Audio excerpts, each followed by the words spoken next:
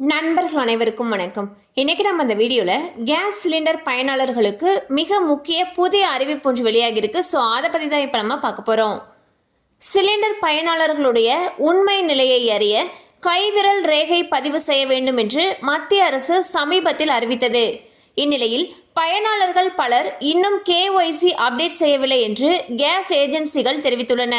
மேலும் சிலிண்டர் விநியோகம் செய்யும் பொழுது வழங்கப்படக்கூடிய ரசீதில் KYC நிலுவையில் உள்ளது என்ற முத்திரையை ஏஜென்சிகள் பதிவு செய்து அனுப்புகின்றன.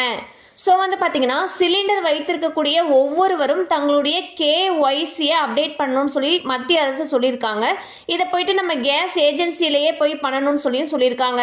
ஸோ யாரெல்லாம் அவங்களுடைய KYC அப்டேட் பண்ணலையோ அவங்களுக்கு சிலிண்டர் விநியோகம் செய்யும் பொழுது வழங்கக்கூடிய ரசீதில் KYC நிலுவையில் உள்ளது என்று முத்திரையை ஏஜென்சிகள் பதிவு செய்து அனுப்புகிறாங்க.